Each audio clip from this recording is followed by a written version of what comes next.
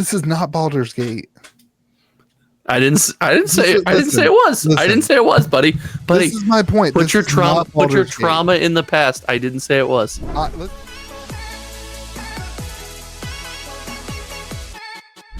Well, whoa, welcome everyone. Welcome back to May the Zoo Be With You, your Friday morning experience, or whenever you're really listening to it. Thank you so much for being here. Quick heads up, George cannot make it today. He is at the National what is it? It's sports cards, I guess. He's at the National. He said there's like 25 vendors for Pokemon, and that's the only TCGs there.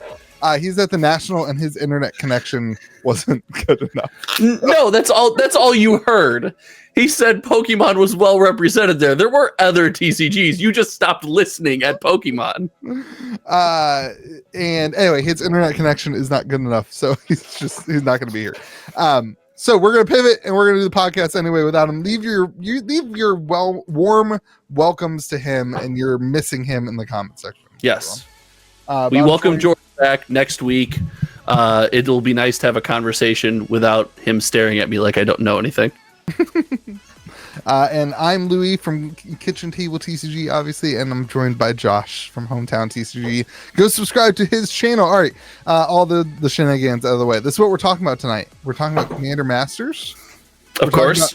Gen Con spoilers. Ooh, wallet fatigue in Magic. We're going to give our opinions about that. Sorcery market is still going crazy. We're going to talk about all the Pokemon releases. We'll talk about Lorcamazon. That's what I'm calling our Lorcana segment. I love it. And we'll talk about the Metazoo market a little bit.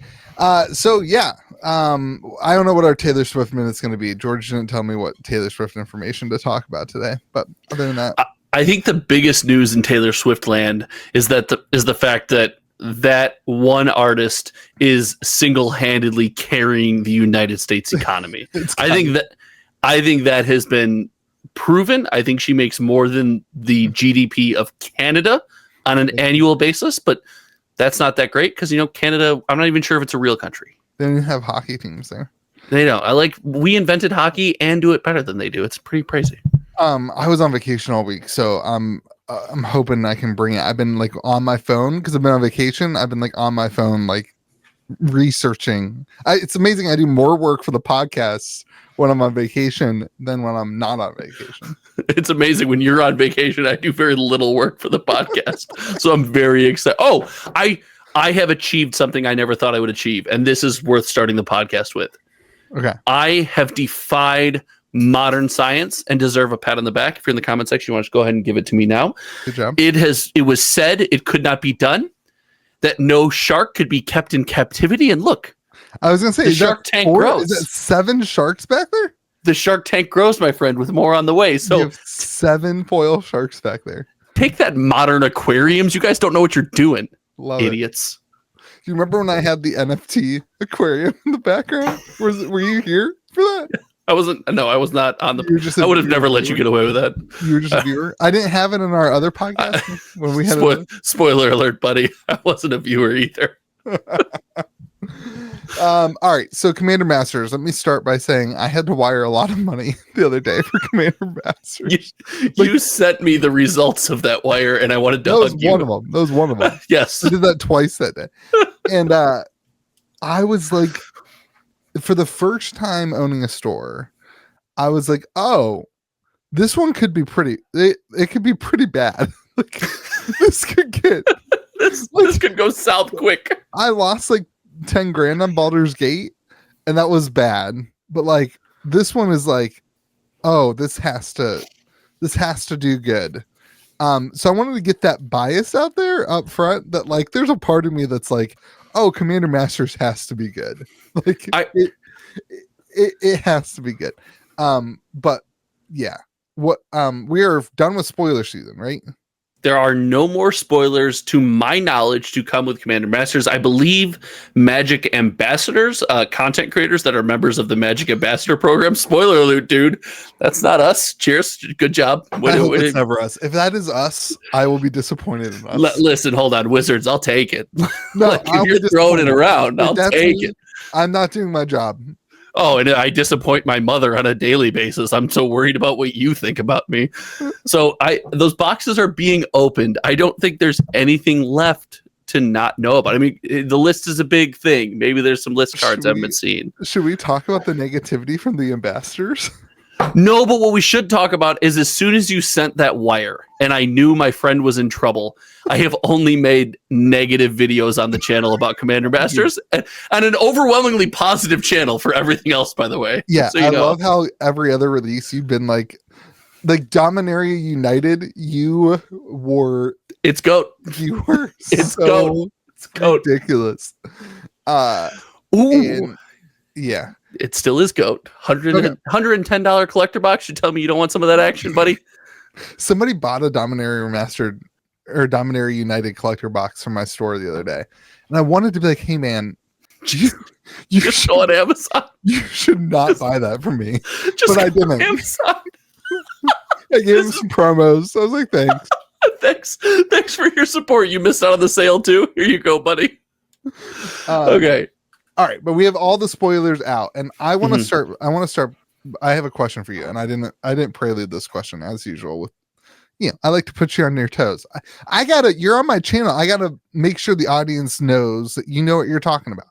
Like you don't need to research and do things. So here's my question for you. You don't need to talk naturally on my channel. No. Like it's like if you know your stuff, you know your stuff. You don't need to do You don't need to pre-research. All right, what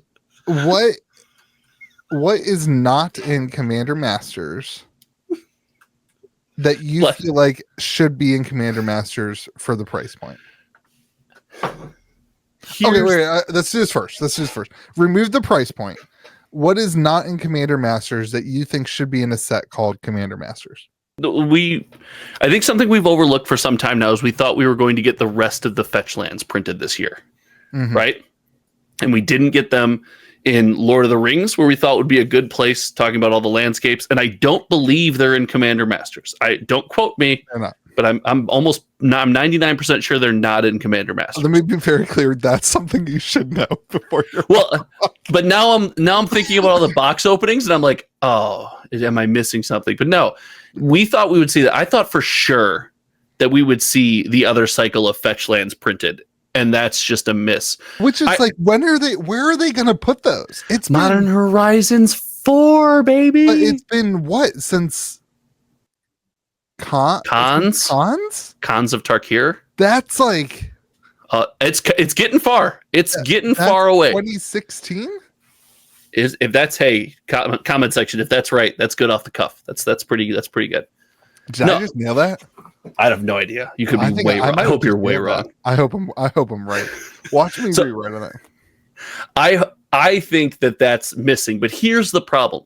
And my biggest reason everyone constantly 2014. That's not bad. Like, listen, I'll pat you on the back. You're super mean and critical to me, but I'll be nice to you. It's fine. It's standard operating procedure on this podcast.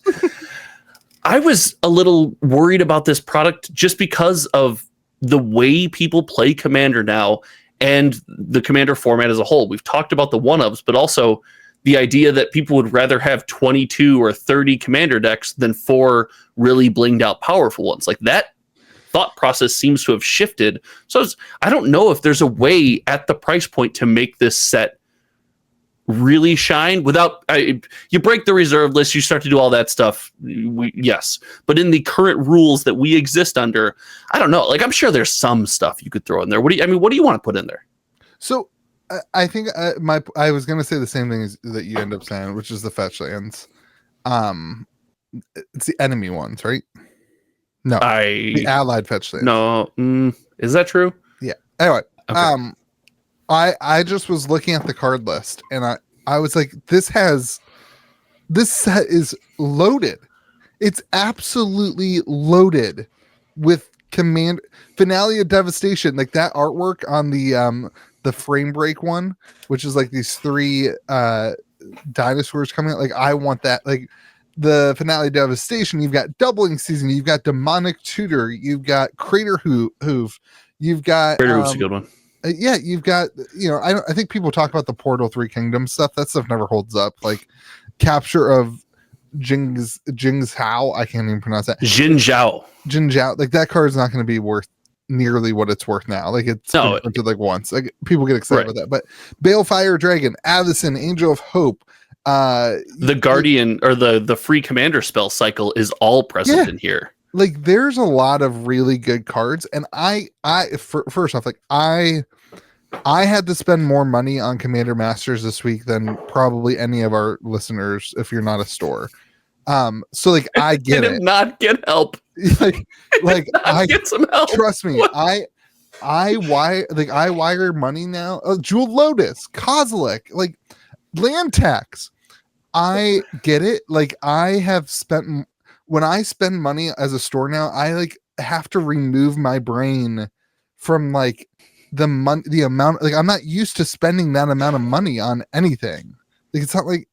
But you're spending it for a different I bought a car worth of Commander Masters this week. A very nice car too. And like my point is like I get it. Like I agree that it's overpriced. But like what else do you want them to put in here that makes the value? And I feel like people are just looking at the price and aren't seeing how much value is in the set. I guess that's my point. But I think that goes back to the fact that Jeweled Lotus, it to me is a prime example. I've gotten more into the Commander scene the more Magic content I make because it's such a core of the Magic community. It's something I seek to understand. I'm going to Commander nights more often to actually play, to just see like how do these pods actually shake out. Mm-hmm. And I can count on one hand since playing Commander for the last 4 months pretty aggressively the number of times I've seen someone play a Jeweled Lotus. Like I 100% agree. I don't think I own one. These wildly powerful cards are being printed, but the community has changed. The community wants to play Gandalf, right? They want, oh, this is my Gandalf. Oh, this is my dragons deck. It just makes a million giant dragons. Oh, this is my infinite spells deck. Like, yeah, that's what they care about. They don't care about adding another power. What is it? Balefire Dragon. It's a great card. Nobody's not going to play a dragon deck though because they don't have it. Nobody's not playing Big Red because they don't have it. They're still going to play those decks and they're going to be just as happy. And when they see the value proposition, they say, okay, this card, let's just say it's $100 card. There's a $100 card out there. I could buy that card for $100 or could build another deck with this cool different strategy, an enchantment deck. They're going to build the enchantment deck 9 times out of 10, it feels like right now.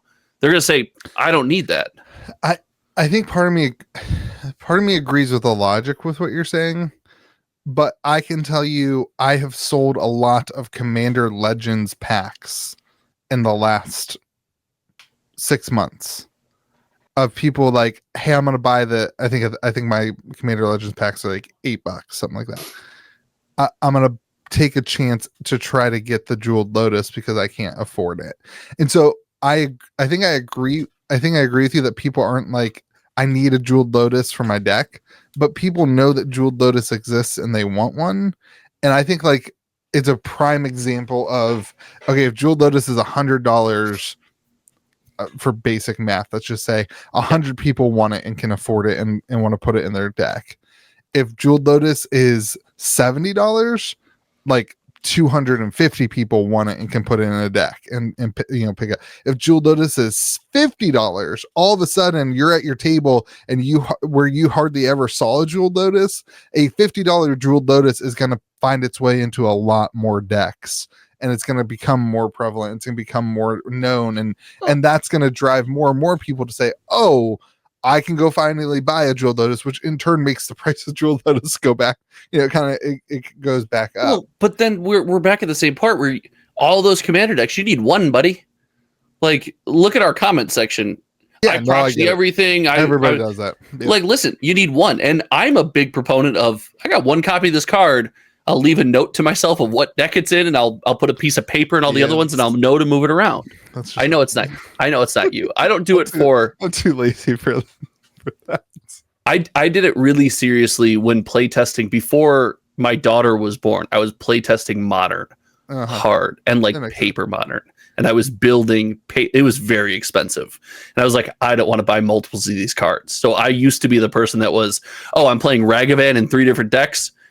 I need 12 Ragavan. Like this time I was like, nah, I can't do it. I got off that real quick. It's certainly different in Modern where you need like a play set of cards than Commander. And like, that's I get why those people sets are doing move that so well. I think more people too will just be like, oh, Jeweled Lotus I have in that deck, but not in this deck. Like I know a lot of people who won't proxy just because they don't like proxying, or they also don't like moving cards from deck to deck. Because then you play your deck and you're like, oh crap, guys, I'm sorry, my deck only has 93 cards in it because I forgot I gotta move 7 cards in. I mean, it's just like you got to put proxies in their place, like a little white piece of paper that says Jeweled Lotus with a turned around magic card there. Like, you got to do that. It was like some people, like, they only use one card. This is actually, I would recommend you do this. Anybody does this, not you, Josh, the viewer. Like, they only buy the same color Dragon Shield sleeves. Every Commander deck has the same sleeves, and then they can just filter all their cards into any deck. Like, a lot of people do that, but that's the best way. That's the only way to do it. I think I listen, I want to restate. I firmly believe that like the set is really expensive. Like I get it. You firmly believe that by reading the price? Like You're reading the price of boxes. I agree with the sentiment from the community that it's like particularly set boxes are too expensive. But when I look at it and I see that collector boxes are like cheaper than double masters, I'm like, that doesn't make any sense to me. Like, or maybe then on release, I don't know what the actual, what's the price? Are you looking at price right now? I think it's $200. Commander Masters is, yeah, is what it is on TCG Player right now. And then here's the big, I was talking to my rep about this. Are you looking up? It's Commander Masters collector boxes are $200 is what I was telling you. Yeah, what's Double Masters collectors at? Double Masters 2022? Yeah, it's got to be higher than 221. Yep. Yeah, like when I see that, I see more value in this set than Double Masters 2022. But it's different value. Why? Because everything here is a one of. There are things in Double Masters that are not one of. There are Commander All-Stars and Double Masters. And I know, you're going to tell me that people only play Commander. I'm well aware, but you're wrong. Like, you're wrong. People don't only play Commander. Okay. I agree. I don't think that people buying singles out of Double Masters need 4 copies of these cards. I see what you're saying. Yes. So yes, there's more value in a single collector box. The difference is if you were going to buy packs to get cards, which some people still do, you're buying more packs of Double Masters because you need more copies of these cards. But wouldn't you say that more people are going to come to the market to buy a Demonic Tutor after this reprint than people came to the market to buy, I don't know, what's a Double Masters card? What's a Imperial Seal was in that set, wasn't it? Yeah, but that's not a modern card. No, it's not a modern card. I want a modern card from you. That's what you're saying. I had told you last week.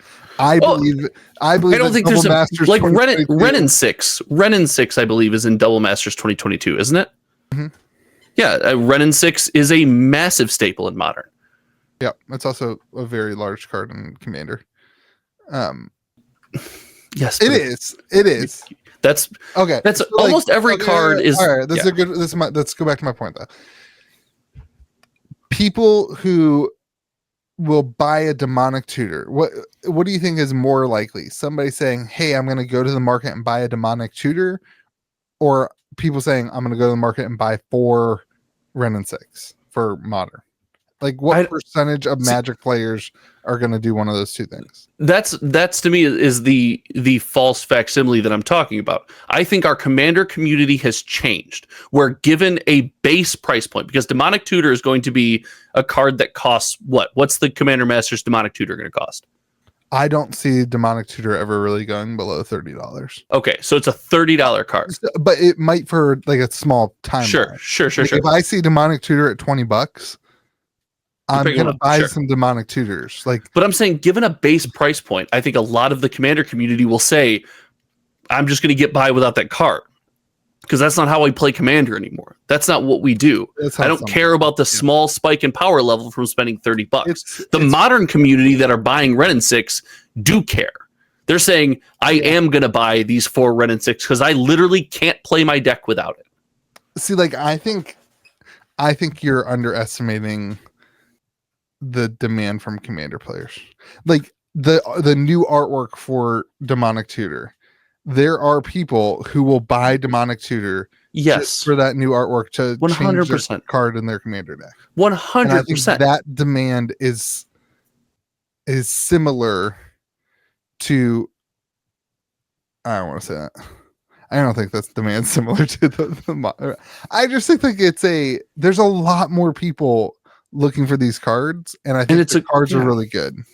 But it's a full on, and not a bad thing, but like casual for fun community. Like, you don't, when you sit down at the table, if you have a modern deck that doesn't hang, you feel, yes, it is. Listen, man, I watch a lot of people play Commander. They want good cards and they want to play the best. The truth that you have is proxying. That is the question. Does the average consumer just say, "Oh, I can print this card. Why would I buy it?" Does the average consumer say that? And I don't think so. I think the average consumer says, I just get by without it. See, like, I think the average consumer, I think the average consumer just has a different price point in mind. And like, I don't know what that price point is for each person, but like, there's a price point for each and every person that says, oh, if Demonic Tutor was a $10 card, I would certainly buy that to put into my Commander deck. I don't think we'll ever hit any of those price points. No, but yeah. Like, and then like, that's your price. That's John's price, and then Mark's price is $17.50 where he splurges on it, and Amanda's price is $35 only if like she got paid that week and she sees one on the shelf and she's like, oh my gosh, Demonic Tutor. Like, doubling seasons, another great example of this, of like, do you really need an effect that doubles your tokens? No, but like, when the price gets low enough, you buy it. And so I think there's a lot of cards in this set that fit that bill perfectly in my mind. Sure, but that will work on the singles market just fine, provided there's enough product open for prices to get this low. The point is, I'm not buying a $350 box at the thought of a $25 Demonic Tutor. Yeah, I think I honestly think my answer for my store is I'm gonna have to open a lot of singles.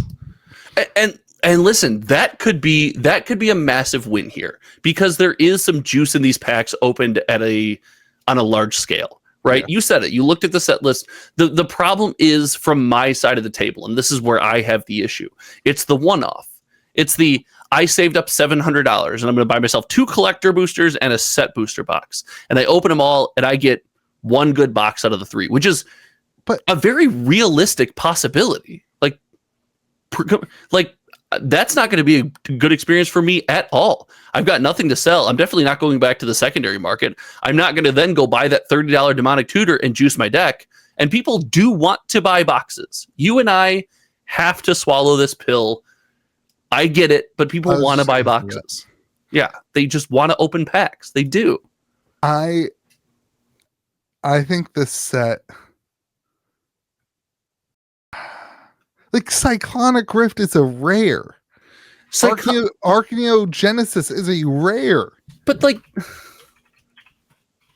but you can also get hit bad too. Like, Avatar Slaughter is pretty bad. Azusa is a rare. Yeah, it's something I don't understand it. It's a rare. Listen, this is gonna be wild. This is gonna be wild for these. Any speculation on this is gonna be. It's looking like it's going my way. We'll see. It's still going to release. I will say this about your current take. You made your current take like the day after we all got final allocations, and like that's my gut as soon as I got allocations was like, and I paid, was like, oh, I should go put this on TCG Play right now. And I didn't do that.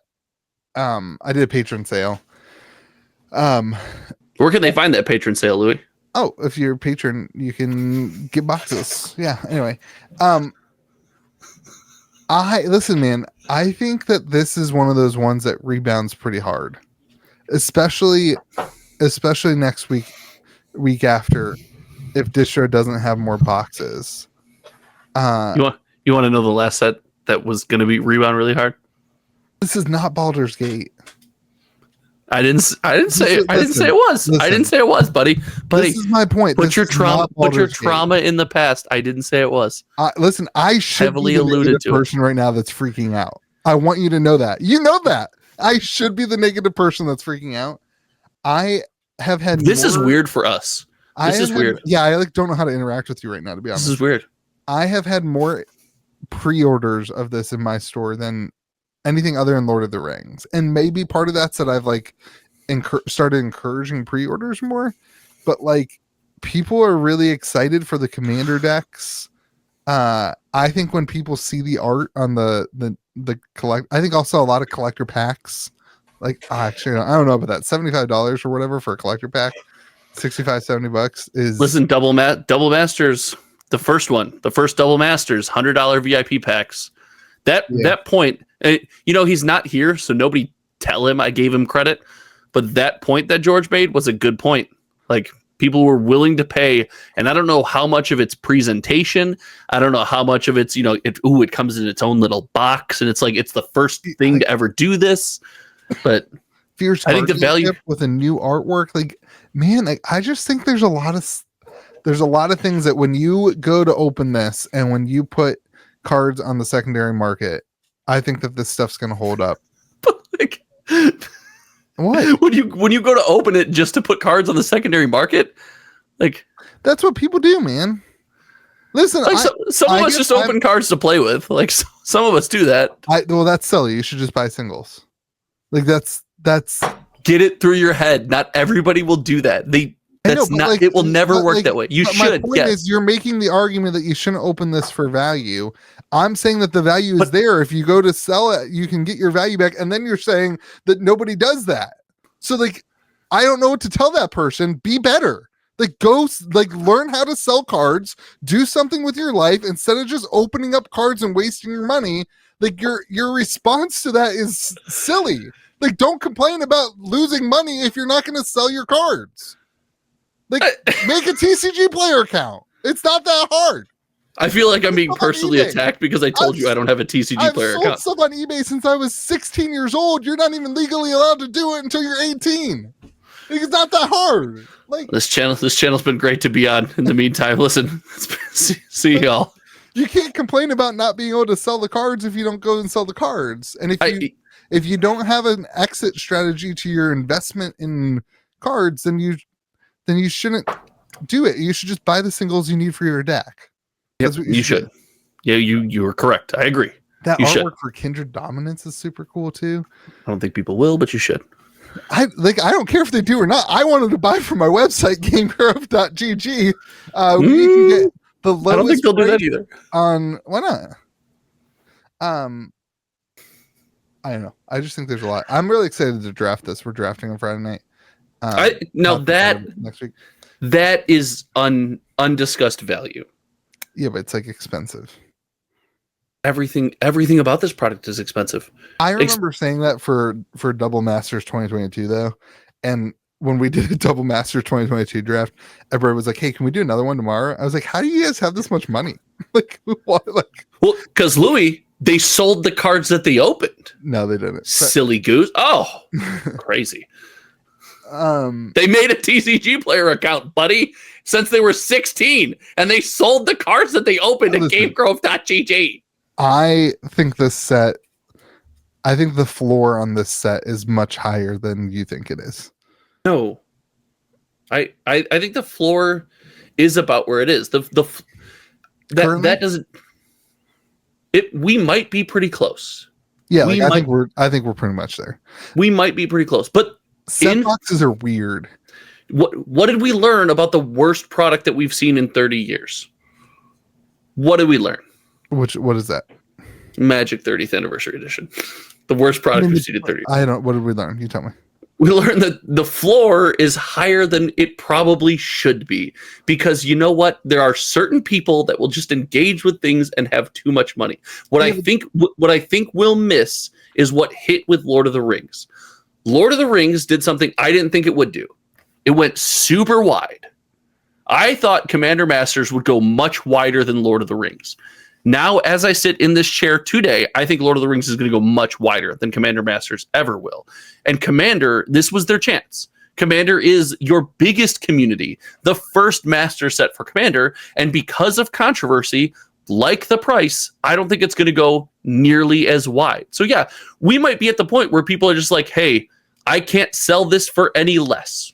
I'm just going to have to hold on to it. Off the top of your head, do you remember if there's more Commander decks sold on TCG Player than Lord of the Rings? I didn't track Lord of the Rings Commander decks. Interesting. Okay. But I tracked every product for Commander Masters and everything but Commander decks for Lord of the Rings. And Lord of the Rings is running laps in pre-sales. Yeah, well, that doesn't surprise me. Before we knew anything about these sets, that would have surprised me. When someone said we have Commander Masters, we have Lord of the Rings, that would have surprised me. I think Lord of the Rings is a much better product. I think it, because of the price point and the width that you're talking about, I agree with that. But I think from a card perspective, there's still a lot of really good stuff here that's going to hold this up well. The set boxes are an interesting one, though. Like, I've been astonished at the percentage. Like, when you sell a box, $100 box on TCG Player, so like let's pretend that let's use 150. When you sell a $150 box, let's call it Lord of the Rings set box on TCG Player. You miss out on like $22 or whatever that is, 15% of 150 on a sale. And that sucks. Yeah. That number feels a lot worse when the box sells for $365. Like, you're losing like $50 more than that. I think it's like $60. I'm doing rough math in my head, but like, that feels really, really bad for a store. And it's gonna be interesting to see, because we haven't seen like a $400 box be such a high supply item on TCG Player. Like, the real winners in all this stuff, I have to say, is TCG Player. they're gonna make a killing on these high prices with base fees. It's crazy. It's like, it's never been more aware to me that we need a second player in the card sales industry. Like, are you advocating? Listen, I have a TCG Player. This is a great time to talk about my TCG Player affiliate link that is in my description of my videos. No, God, no. Oh my God, no. Are they like? Anyway. How do you still have that crap? So do you know look at that every day? Do you have to, like, it doesn't, no logo or brand makes me more angry than the Chain of Fireball logo. I got a couple. I have to stay on the straight and narrow. I keep my failures very close to me, so I always remember them.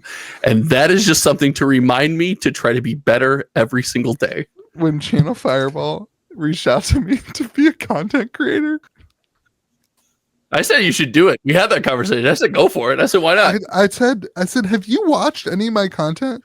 He was like, yeah. I was like, have you watched my content about you?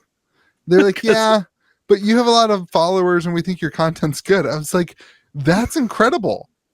I almost want to be a content creator for you just because I admire your ability to like.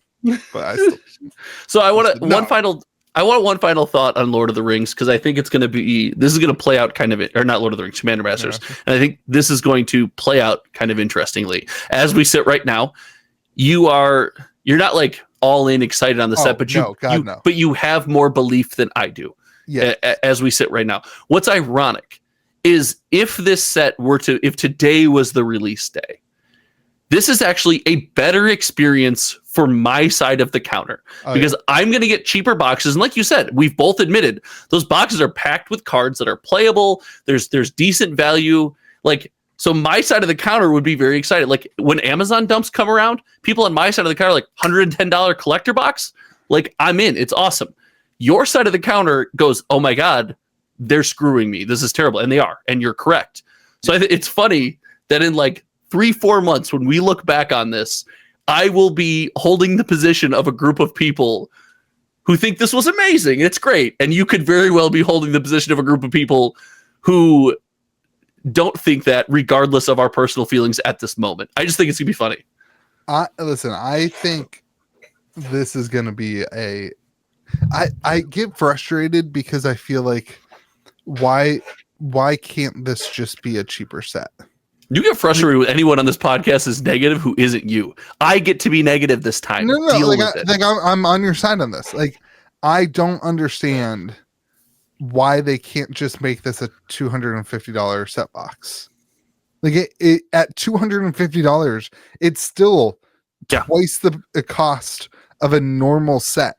It's still I know they're not going to call it this. It's still a premium product. I know that controversy is wild to me that it's not a premium product. Oh my God. It still holds up the secondary value of it.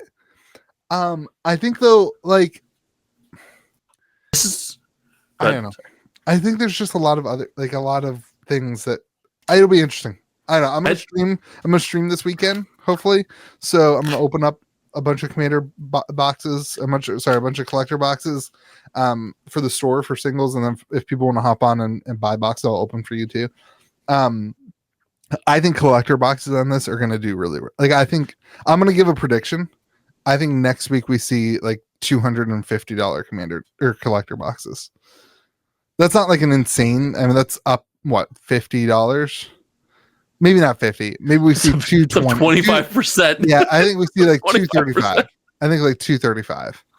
Like I think the collector boxes rebound pretty heavy. I've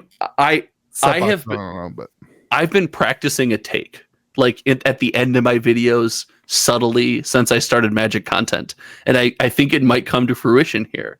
It's the idea that the special, like the frame break, borderless, whatever crazy treatment, gilded foil that they can come up with, does not by itself move a product well. There is no foiling, no matter how beautiful. Halo foils, gorgeous, right? They do it. There is what? They do it wrong. But there is no foiling or treatment from these cards that can make us want to buy this product.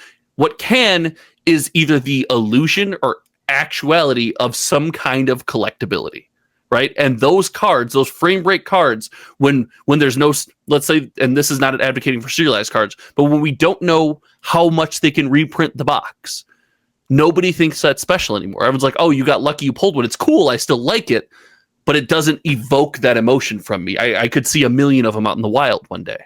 Yeah, I agree with that. Like, I think that's an interesting. I was actually surprised there was no serialized cards in this. I was too. That's risky. But, like, they're gonna print the bejesus out of it.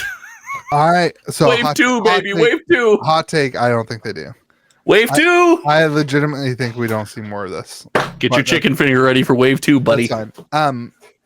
My rep told me, he was like, because I was complaining to my rep, and imagine that. I was like, you really want me to wire you that much money? I was like, this might be the last time I can wire you any money then, right? I was joking with him. He's like, yeah, but what if they don't print more? He's like, we're having a vastly different conversation in a month. He's like, I don't know that, but he's like, if they don't have a reprint of this in a month, we're having a much different conversation, you and I. Are we? Because right now, when this set hits your store, you are aggressively trying to sell as much of it as possible. If you have any left in a month, I mean, that's pretty risky. True. I'm not putting on TCG Player. It's just the same mistake I made with Baldur's Gate, so we'll see how that plays out. We said that's the way Magic is done now. You buy it, you sell it. Yeah, you buy it, you sell it. Yeah, that's right. Here's what I think they do wrong, though, and I've harped on this with collector boxes and draft boxes and whatever, but like, take that out. Even like their special foiling, it's like the same artwork. Like, I don't care if a card is textured. If it's got the same artwork as a card that's not textured, nobody cares about it.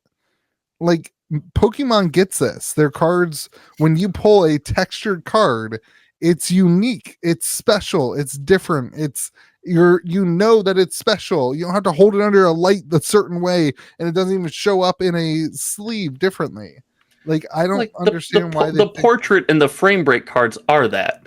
Yeah, but there's I don't know this for sure, but my understanding is that there is a frame break foil and a frame break textured card. That was not my understanding. I know that there's a non-foil, and I thought the frame break foil was textured, but maybe I'm wrong. That'd be wild. There's so many treatments, dude. We're content creators. We don't even know. Yeah. Like, we gotta get off this. Sorry. We have to move on because it's been forever. Yeah, but spoiler alert, this is going to be a contentious podcast for the next couple of weeks while you and presumably Mr. George unload those deep bags. Listen, if I have bags, that's fine. Like, my life will be okay if I can't sell my commander. Like, I can still eat tomorrow. Another content creator just getting on camera and complaining about how the rich people have problems and how he's got all the money in the world. Great. Tell us, Louis. You don't get a body like this by not being able to eat because of Commander Masters. I'll be honest with my takes. You know that. No, I know. I'm embracing. This is weird for me. Yeah. I've talked about embracing this product's not for me before. I've never done it. I mean, geez, I've never done it. I'm doing it. I feel weird. I don't like this version of you. I feel weird. All right, I'm sticking the pictures of this next thing on this weird spot on the screen. Everybody, is it right in the middle of us? Well, it's like we didn't do a good job of planning this. By we, I mean me. All right, here we go. We've got Gen Con spoilers, and what has happened is that Mark Rosewater got up at Gen Con and showed 8 images. I love this. This is great. Magic is GOAT. This is peak Magic the Gathering. Showed 8 images and said, I'm not going to answer any questions, and I'm not going to say anything about the images, but here's 8 images of things that will get spoiled in the next 2 weeks for products that are coming out. Bah. So here's what we have, and we're going to go through them. So the first one we're looking at is the Goose Hydra. It's just an unset. It's okay. If it's not an unset, I don't know what it is, but it's an unset. I don't think it's an unset. It's an unset. It's a Goose Hydra, Louis. It's an unset. I think it's Eldraine. Is it the Goose Hydras and Wilds of Eldraine? I think Wilds of Eldraine. That could be true. I could be convinced. Jesper there too. Isn't that like an original Magic artist? I think that's kind of cool. Goose Hydra. That thing looks terrifying. What do you think the power and toughness of that thing is? 1, 2, 3, 4, 5, 6. It's a 7. It's a 7. Yeah. It's a 7. Well, it's a 7-2. It's only got 2 in the butt. 7-2. It's good. All right. The next one is the Old Rustin Returns. Okay. Real take is it has to be a 7-2 because if it comes out in any Eldraine set, it has to die to Bone Crusher Giant. That is the way. It has to. So it has to be a 7-2. 7-2. Dude, if you're right about it being a 7-2, I'm that would be so mad props. This one is, I don't know who Rustine is, but there were some rumors about a year ago that were floating through things that I was not supposed to talk about, but here we are, about a Wild West set that's like coming out. And this one makes me think that rumor is true. That we're gonna get like a Wild Western themed Magic set. We saw them experiment with it a little bit with things like Streets, right? So that would be, yeah. And I loved Streets. Oh, are there gilded foils in the Wild West set? I might be in. I love the stuff coming from behind him. Like, are they zombies or skeletons? Well, those are skeleton hands, so okay. Skeletons. But this evokes like it's an October fall release. Whatever this is the fall release of some year, right? Like this is a Halloween feeling. Like that's the emotion. I can So see is that Wild West too Wilds? cover. No, this isn't That would be Wilds. October. This doesn't Wilds of the Goose more so than this evokes Wilds of Eldraine. You're thinking forest, you're thinking beasts and creatures. This to me, I liked your Wild West take. I see what the covered wagon. A whole new Wild West set then. Yeah, and it's going to perform just like Streets, and I'm going to buy it all, and one day I'm going to be rich. Yeah, dude, Streets is. It's not good. What do you think? Wild West theme Magic? Are you in on that or not? I liked Streets, and I like the Wild West themes, and here's why. I don't mind the themes in my Magic set. I was used to blocks, like playing Standard and playing Draft and stuff during blocks. So I like the idea of like themed Magic. And I understand that's themed around a plane, not themed around the Wild West. But like, I get it. I just like themes. But I don't know, man. It seems like it makes it harder for them to find ways to reprint this stuff. Like the Streets of New Capenna cards are named either after the families or like they'd have to show up really out of place in some master sets. We saw stuff from Eldraine, the Great Henge, showing up under a different name because the Great Henge itself didn't make sense elsewhere, right? So I like it for collectability a little bit. The community, based on the history of Streets, clearly disagrees with me, but that's what I think. Streets, like the power level was pretty low though. It was based around 3 colors, right? And 3 colors in any kind of limited environment or without spending a ton on a mana base is hard to pull off. It makes for a rougher play experience. I think it gets really hard when you introduce Wild West because of like guns. Like how are you going to have a gun in Magic the Gathering? Well, but like we see. I'm trying to think of the Kamigawa Neon Dynasty card where we see laser guns and stuff being fired, but it's not. I guess we have Warhammer. So. But there's a far cry from laser guns to like an actual 6-shooter that represents something that has existed before, right? Like that's There's a big leap there. I guess I'm just boomer Magic again. Like it's changed, man. Listen, some products just aren't for you. I'm learning that. All right, Murder on the Mysterious Plane Express. That one looks like it would be in the same set, in my opinion. I got a hot take about this one. All right. This is a murder mystery tabletop clue-like game. It's not even a Magic set. It's going to be like a tabletop clue-like game that you can play that has Magic. It'll maybe have a couple Magic mechanics, but it'll be a board game. It'll be like that. That's the take. Magic needs more of that. That's the take. Do you think Magic needs more of that? No, man. I just like playing Magic. I'm the wrong person to ask. My wife has more of that. My wife has no desire to play that with me, and all the friends that I would otherwise get together with to play that will just play Magic with me. So I'm a bad person to ask that question. I'm gonna go out on a limb here, knowing nothing about Doctor Who, and say that this is a Doctor Who spoiler. You think so? Just because of the camera, it looks fake. It looks science fiction-y. Doctor Who goes in a bunch of different timelines, right? So like steampunk timeline of Doctor Who. There's a Whovian in the comment section right now that is just roasting you, just destroying you. Fan of that guy, big fan of him.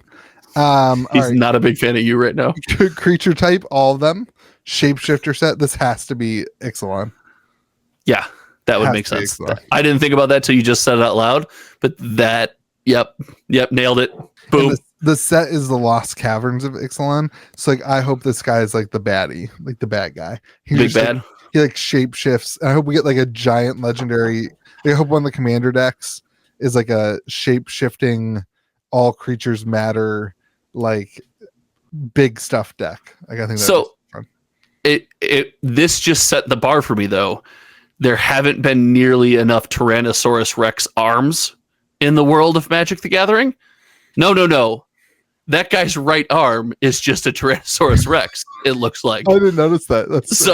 I've learned that I need this in my life. So Wizards, Mark Rosewater and Ant, make this happen. I think his tail is a dragon.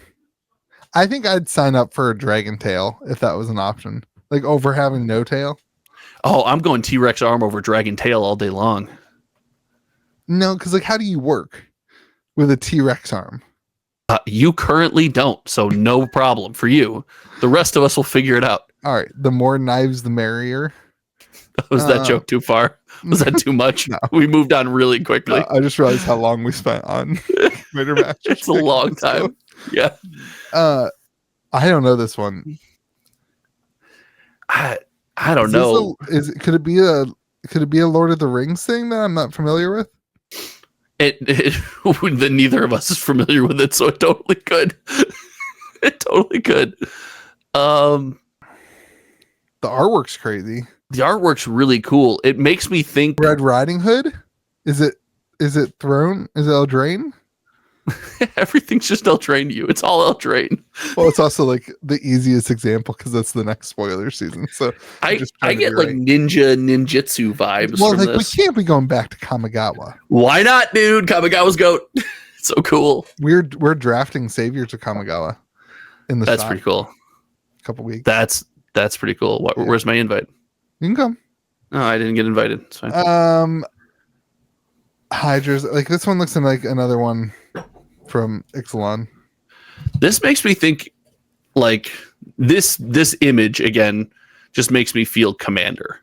This is the first image that I felt like, oh, this is Commander. And maybe it's because I'm brainwashed by the portrait frames in Commander Masters, but the character here is so front and center. Like I just feel Commander. But you know what? Look in the background. What do you see? Commander. Are Commander we going Masters. back to Theros? Oh, Like she's got a trident. It's a what that would be a what god set? Yeah. Maybe. Some sort of Hydra god. Maybe. Magic is so cool. A Hydra god. God of mythical creatures that don't exist. Let's go. Guess who's back again? This is that's obviously Lord of the Rings with the trolls. So this must be. So this one will surprise me. This one will be. This is a good topic. Let's assume that this is the future Lord of the Rings product. It's not. What do you think it is? It's trying to scare you, right? It's guess who's back again. We're slaughtering something that clearly isn't worthy. We're going back to Midnight Hunt. Yeah, right. No, thank you. Nothing. All right. That's like you've got a goblins in the front. This looks like Lord of the Rings to me. No? I don't know enough about Lord of the Rings goblins to know. It looks there because you got humans on horseback, which I know is also magic. I'm down. That's good enough for me. All right. So if we assume that this is the holiday release for Lord of the Rings, is this artwork and style different enough from the first Lord of the Rings release that people are going to want it? Yeah. Really? I bet against Lord of the Rings once. I'm not doing it again. Wow. So like I thought that the Lord of the Rings thing was going to be like more of like the cartoony artwork that we saw in the Secret Lair. And I was excited for that because I like that stuff. Well, it still might be. You're making a claim that we know this is the Lord of the Rings thing. Like, all right, whatever. All right, last one, I think. This is Wilds of Eldraine. For sure. Yeah. Nope. Oh, what's this? Modern Horizons 3. What? It's a squirrel. I guess it's a rat. It's a mouse. It's what? Nothing's dead anyway. After this picture was taken, that thing died. I'm sorry. Have you heard the tale of David and Goliath? Yeah. He doesn't have a slingshot. He doesn't. Look at that little. There's a little lightning bug thing there. That's the stone. As the local giant, I go to bed fearing that story often. Like, when is someone just going to come and throw a rock at my head and kill me out of nowhere? I'll be like, great. That's how I go. Also, all his giant friends are never going to let him live that down. All right. That's Gen Con spoilers. That was kind of boring to everybody. I thought that'd be more fun. Well, I got one question for you before we move on. Okay. This is they stated that they're planning like 2.5 years out. They're going to release information about 2.5 years out. So something I wanted to ask you is, do you see that as a pro or a con? Because with that stuff planned 2.5 years out, there's less ability to react to Magic as it exists. Like with Lord of the Rings popping off, I bet gun to their head, Wizards of the Coast would have wanted to move Commander Masters, like not have them go back to back. I truly believe that. But even if you don't, there are certain things where as these sets play out and you learn things about your community and consumers, you want to change. But if you plan 2.5 years out, there are things you can't change. So is that good? Is that a pro? Or do you think it's bad? I think you underestimate how much Wizards has planned out in the past. Like, I don't think that it's surprising that I don't think that things being planned out 2.5 years ahead of time is a new thing for Wizards. I don't. That's never said it was. I said planning things 2.5 years out. Do you think it's a pro or a con? Oh, so just like the way they've been doing it already, then. This is just the first. They're essentially saying they're like saying we do this. This is the biggest negative of a large company compared to your indie TCGs that can pivot on a dime because it's 10 guys. You know what I mean? Like 10 guys or girls, sorry. People. 10 humanoids. Maybe. 10 life forms. Big companies take forever to pivot. And like, that's a negative. 100% a negative of a big company. As far as like, they don't care about the wallet fatigue. And we'll get into the wallet fatigue thing next, but like, they don't care. Like, they're going to sell as much. They don't take risk. Wizards takes no risk. They really do. They take none. Yeah. Like, they don't have any, they can come out with a brand new product tomorrow and like distro is going to buy it. Stores are going to have to buy it. Like, I don't get to choose to not take Magic product. I don't get that luxury. I wish, but I don't. Distro is the same way. Like, they have a little bit less risk than I do because they take pre-orders and they can see their demand before, you know, they pay the money. But like, Wizards doesn't take any risk, so they don't care. And that's probably the big problem here, right? Like, they don't have the consequences. They sold $1 billion last year. I think we do see something. There are pros that come for this, just to hit on the other side of the drum. I agree. Having this giant battleship that seems unsinkable, but also can't exactly pivot on a dime, you know, that's not necessarily the best thing anytime your consumers or your customers feel a bit cantankerous.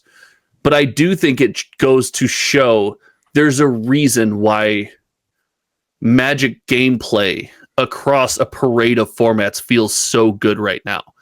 Because they have these sets and these themes planned out, but I guarantee all the cards for the next 2.5 years are not dialed in. They know that what the sets and the themes and the styles are going to be like, but they're going to be play testing and hammering these things and trying to push the bounds of card design and give us new things.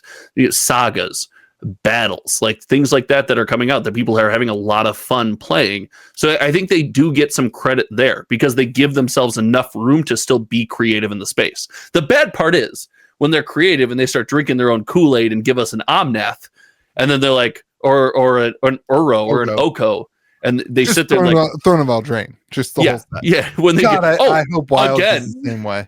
Please. And that's how they bring back Standard. WotC, please make Wilds of Eldraine as powerful as Throne of Eldraine. That set was bonkers. That was bonkers. It was pretty good. It was pretty good. So bonkers. But sometimes I think they drink their own More Kool-Aid powerful there. Than Modern Horizons too. I don't know. Well, if Oko was still legal, like it's what with Orcish Bowmasters, Ragavan is being like edged out a little bit, dude. It's crazy. Orcish Bowmasters and the One Ring. And the One Ring. It's crazy how much they're seeing play. Yeah, Modern's crazy. I mean, I think like if you look at like Rudy's content and how he has pivoted to looking at the results of the Hasbro stock to show the negativity rather than like the market's reaction of sets. Like you don't hear Rudy talking about Innistrad Midnight Hunt anymore. You don't hear him. He makes a joke about Baldur's Gate, but like that's not the focus. Is like, hey Watsy, look at how your stock's performing. This is the evidence that you need to see. And I think there's a lot of truth to that. Like they are blind to the evidence on a store level and on a consumer level. Like they don't like they called Commander Masters not a premium product. The boxes are $400, $370. Like they are disconnected from their consumer. And I think that is a problem of a big company. I think there are things that are disconnected. I think a lot of those things are driven by the fact that it's a big company. It's got to turn a profit for a board, for shareholders. I understand that. But there are also things that they are very connected with. Their consumers like Commander. They give people enough to chew on for Commander. And we thought, hey, this is going to be too much. It's clearly not. People keep buying it. They also, like you said, take a great amount of care when it comes to design of how these things play. Like most of the time, every Magic limited format, every draft, it's fun, feels like a good time. And it feels like, hey, I'm here and I get to play Magic and there's nothing that's like this happens and it's the worst experience ever. So like they're also connected to their consumers in that way. So the disconnect, I'm normally with you, but I think that's just unfair to say like globally they're disconnected. So here's how I'll phrase it then. Hasbro's disconnected, Wizards of the Coast disconnected. They don't, yes, they felt like they want to blaze the trail of moving away from $100 boxes, which like, why not just do that forever? Well, like, listen, things are not cheaper than they were. Like, I think the idea, we're in the weeds. I love it. I think the idea, get us out, buddy. Move us on if you need to. The title right now is Gen Con spoilers, and we're about to talk about draft boxes, set boxes, and collector boxes. Welcome to the podcast. Glad you could join us. The idea that a Magic the Gathering box should be the price in 2023 that it was in 2000 is a little silly. Yeah, like that's silly. Yeah, it can't happen. I think like if you had one box of Magic the Gathering, I think a draft box or whatever you call that, a booster box, should be like $150. Like I think like that is like you've got inflation there, you've got the cost of product there, you've got the cost of shipping, everything's increased. If you had just one box, I think that would be a healthy price point. The problem in my mind is that they have so many different variants and so many different boxes and things. Like as a store, it's just too much. Like, and I think that's the disconnect, lack of MSRP, all that stuff. All right, let's move on. Yeah. Wallet fatigue. Do you want to talk about wallet fatigue, or you want to just move on? You seem to be uncomfortable, so let's do whatever you want to do, dude. Let's just move on. Like we're on an hour. We'll talk about wallet fatigue next time. Subscribe. Join us next time. Let's talk about the sorcery market, the opposite of wallet fatigue. So sorcery is a new TCG that came out a couple weeks ago. Beta officially launches in October. How is this not titled Sorcery to 1K? Oh, I don't know. I didn't want to go there. Boxes are selling for 1K now. So yay! That's like a celebratory thing on our channel. Yay! Boxes of something are selling for 1K. Can I ask you something? Yeah. Why are you so awkward and uncomfortable right now? Do you not like that sorcery boxes are selling for 1K? I want to buy more.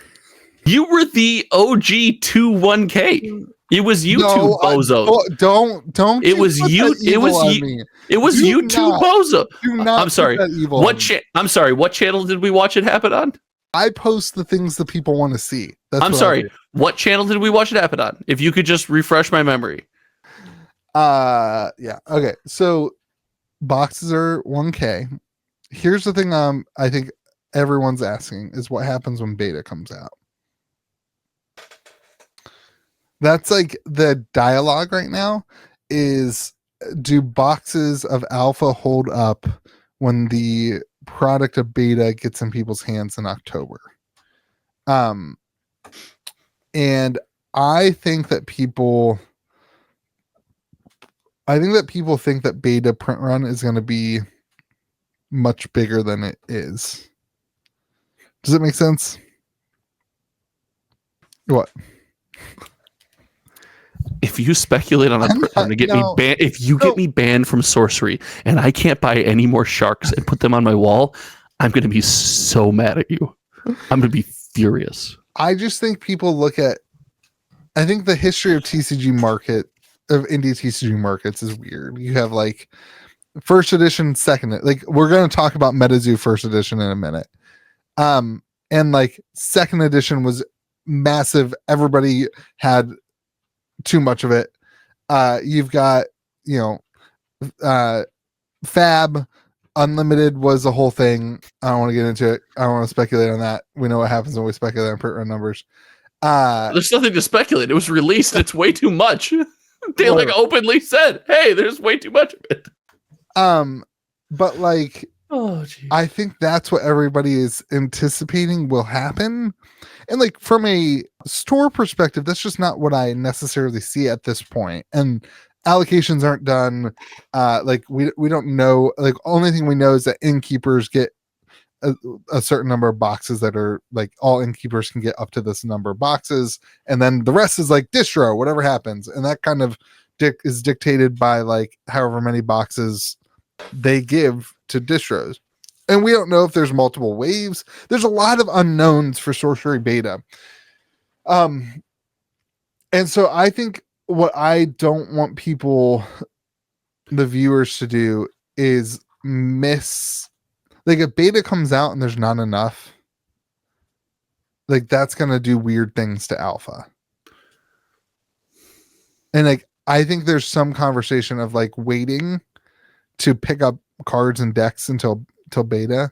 And I think that's true. I think that's very true for like expensive cards. Like I would not, if you need a Philosopher's Stone for your deck right now and you don't want an alpha one, you just want the cheapest version of a card to play with, you should just proxy a Philosopher's Stone into your deck and not spend $900 on a Philosopher's Stone. It was great having Simon on for a week. That's gone. Why?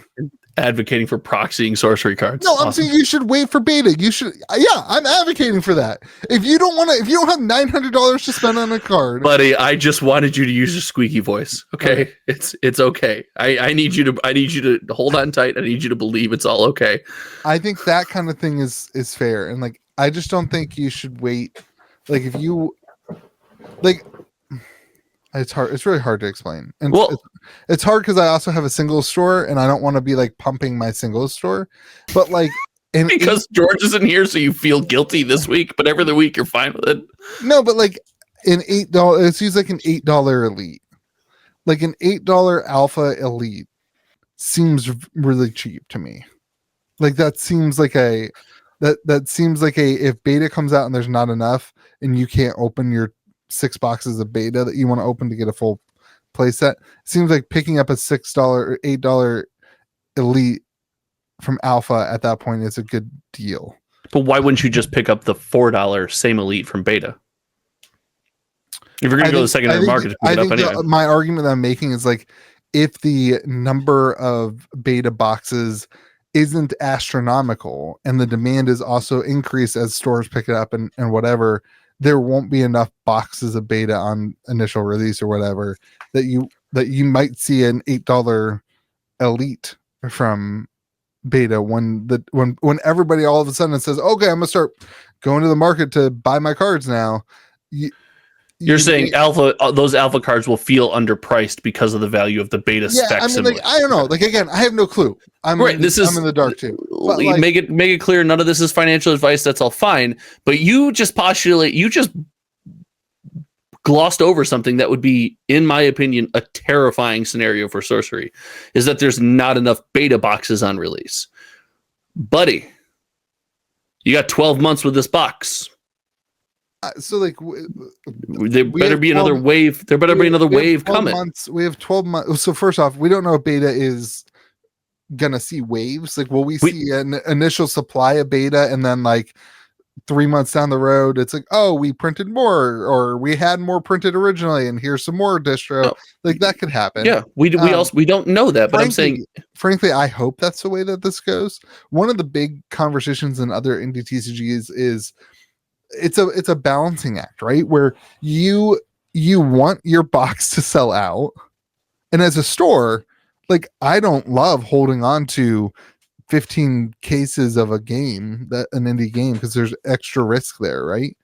Because you don't know how big the game's going to get. Like Magic, it's like, Magic's going to happen, but you also want to be able to order more from distro, because like you want to be able to grow your community. You want to be able to order. You want boxes to be in stock at distro. Beta initially will not be in stock from distro after the initial wave. There are, like George said last week on the podcast, it already seems like they're oversold. Like, and I'm still waiting to hear back if I can get more boxes. Like, it is the demand, especially when you have $1,000 alpha box, the demand for just stores who just want to flip is so high that like the distro will sell out of this on release day. And that's a negative if you're a store that wants to run events and wants to host events and wants to do drafts and continuously not have to worry about selling your last box. That's a negative. So it's like a really big balancing act for these games. So I hope that beta has an initial wave and then a secondary wave printed to much smaller postulation. But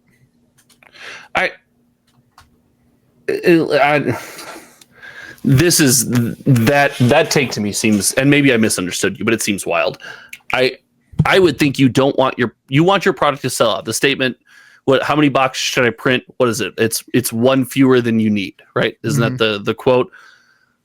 Here, the thing, it's the full quote should be one fewer than you need up to the point of your next set, right? Like you want that product to sell ideally in a perfect world. And this is something every TCG struggles with, and we see them all trying to find new ways to do it. I release product A. How do I get people to continue buying product A until product B? Whatever time frame your TCG chooses. That's important to that TCG. It's important to stores who carry that TCG, and it's important to consumers, because if we like it, we want to keep buying it and opening it. But I don't think that's a great. You're often a great. I wish that was the case for every TCG. I agree. That would be amazing. But that's not the case for any TCG. That's not the case for Magic. Sure. That's not the case for Pokemon. But when you're dealing with wider timelines than all of these other games, it becomes more important, because over that timeline, ideally your community grows, right? You find more people lost in the Magic sauce that hate the rapid release cycle, and they're in your comment section saying nothing but matters but sorcery. It's the one true TCG. Which, shout out to that commenter. That's the most wild comment I've read to date. That was awesome. Thank you for that experience. But you want this product to continue selling. If your concern is that, hey, it's already tough to get beta boxes, it's already like that, doesn't leave a ton of room for growth over the next 11 months. Right, which is what I said, is like, I assume and I believe, I will speculate. Boom. Speculation. I will speculate that I would imagine that there will be multiple waves of beta. I don't know at what point do they do like an unlimited. Like, what point do they do? Probably maybe it depends on how much things go wrong with beta. Like, right? Like if everybody starts playing and all of a sudden you see that this card is really overpowered or that card's really and you need to make some changes, then you say, okay, hey, we need an unlimited. I don't know if that happened with Magic or not. They changed the actual anything on the actual cards, but you need an unlimited to fix some things or to print some different, some differences in the game. Maybe that's a case, but my point is, I hear what you're saying and I agree. Like, we want beta to be readily available for a year. It has to be. We don't want it to be. it must be. Maybe until Arthurian Legends, I would say that. I don't think for a year. I guess we don't know when Arthurian Legends is, but sure. And listen, I think Arthurian Legends goes a long way to boost the interest and modify the experience. Likely, we know nothing about Arthurian Legends, so again, let's say the Magic. This is all speculation, but it probably goes a long way for changing things up for your ingrained community members, which I think is great. You have to pander to those people that love your game, but it doesn't do much to get more in the door if beta is not readily available. Your point is beta, if it's not readily available, then stores can't buy product to get more people interested in their game. That's your point? Or stores can't buy more product. We can't buy more product. I can't open boxes for channel openings. I can't start a YouTube channel about it. But you also want boxes to be worth what? What percentage of MSRP? Well, but it doesn't matter. That's the dance. I don't know the percentage it needs to be worth, but that's the dance, and that's the risk you run when you have a larger gap. But the problem with all these games, and this is not, maybe it's bigger for Sorcery due to the longer timeline, is what maybe you're trying to say. I think I've said it twice now. It's way more important because of that. The problem with all these games is if you have let's say you have a $10 margin on your box. Let's say you can buy a box for $90 and it sells after fees and shipping, whatever, a store profits $10. Mm-hmm. There are stores who are just going to buy up every single box from distro, and they will get a cut. They will get a discount on those boxes, and then they will take all those profits, and it will never actually help the stores that want to actually host the games and grow communities and grow wider. But arguably it will get the product in the hands of more people because the stores buying this are more well known. They have a wider audience. They can spread this. That's why you see games go to TCG Player and give them special things. Team Covenant, Channel Fireball. They don't do that for fun. They do that because of their reach. Because of the number of people who get eyeballs on their stuff. I think you got to apologize to Team Covenant for lumping them into that segment. But I don't even know Team Covenant. I don't have to apologize to anybody. Okay. I think it's not those stores that I'm talking. I guess Channel Fireball, TCG Player is not a store. They're not buying product from distro. But there are games that they get bundles if you buy the product. Yeah, sure. But I'm talking more like stores that have high level. They're probably not even stores that you and I know. You know what they are? I know one. They are online Pokemon stores. I'll tell you who it is because I don't know them. I have no clue who this is. I just know whenever I go to list boxes, there's a store called Phantom Mitch. And Phantom Mitch always undercuts me all the time. Phantom Mitch has 1 billion boxes of every set. I don't know who you are, Phantom Mitch, but you and I are in this never-ending conundrum. It's the ex-host of this podcast just getting back at you repeatedly on repeat. But the burn that keeps on burning. The issue is that the distribution center, the distribution component of TCGs makes it so that anything 6 weeks after release, any game, if 6 to 8 weeks after release, you still have product at distro and you still have easy money to be made, the result will be all the product will get bought up and there will be a fight to make those tendies. And so a solution to that, in my opinion, that Sorcery could go with would be to put out an initial wave of beta, evaluate the market, look to see what happens, and 3 months down the road, or a month and a half down the road, put more boxes into the distribution network. Boxes of beta are $150, or let's say they're at MSRP still, or let's say they go up to $175 and everyone's complaining that they can't get boxes for MSRP. Then all of a sudden boxes hit the market, boxes go down to $130 and stores buy them, and they allocate them just like a regular product and whatever, and then Sorcerer can evaluate. And after now who's living in TCG Dreamland though? Like that, nobody gets that right. Here's why other indie TCGs don't get it right. Because other indie TCGs don't have the money to be able to hold back, I don't know, speculating on print runs. They don't have the money to be able to hold back. They don't boxes. have 20,000 boxes. Let's go. Okay, we're gonna give a number to it. Let's get banned twice. Bring it on. Let's go. Ban me. Like, let's say that they hold back. Let's say Sorcery says we're gonna print. Let's say Alpha was 29,000. Let's say I get what you're saying. Let's say Sorcery puts a 50,000 box beta print run, or initial wave, and they hold back 20,000 boxes, and then they put those into the market, and then they can say, okay, we got another 20,000 boxes here. We'll wait 6 months until the market needs it, and we'll put it in. I think that that's a healthy way to do it, and Sorcery has the money in order to accomplish that no other indie TCG has. Pokemon does essentially the same thing. Pokemon does this. Okay. Sure. That's why there's bathrooms full of Pokemon all over the internet that are selling so well. Regardless of you trying to lure me into some weird Pokemon debate with you, it's not going to happen. Yes, again, you have laid out a wonderful scenario. We have been given no indication that perfect harmony will happen. And also, I don't care how much money you have.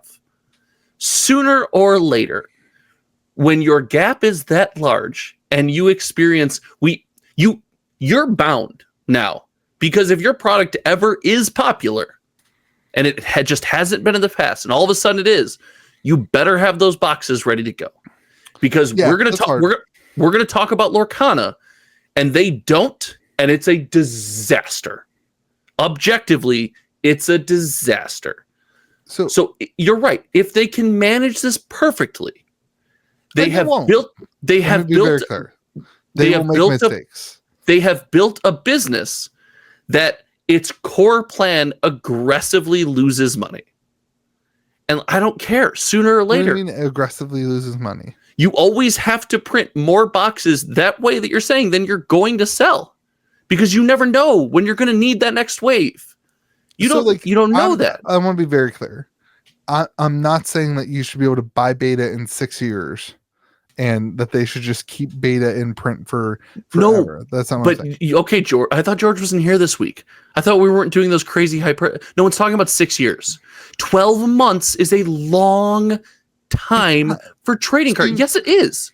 It is for a company to hold boxes back. Yes.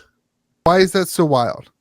Why is it so wild for them to have a warehouse and have idea that in 3 months they're going to push out boxes, and when they push out the boxes, they say, hey, because you run the risk of, I printed all these boxes and guess what? 4 months in, nobody wants them anymore, and I just have them. Right. And again, that doesn't financially sink them, but they don't like losing that money. They're not excited about it. I think it probably depends on a couple things. How much does it cost Sorcery to produce boxes?